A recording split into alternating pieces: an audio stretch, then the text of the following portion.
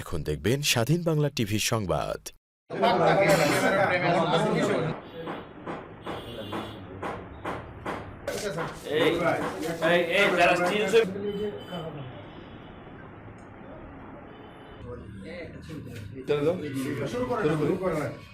হাজার বছরের শ্রেষ্ঠ বাঙালি, জানান করি জাতীয় চার নেতা, আরো স্মরণ করি প্রিয় সাংবাদিক ভাইয়েরা।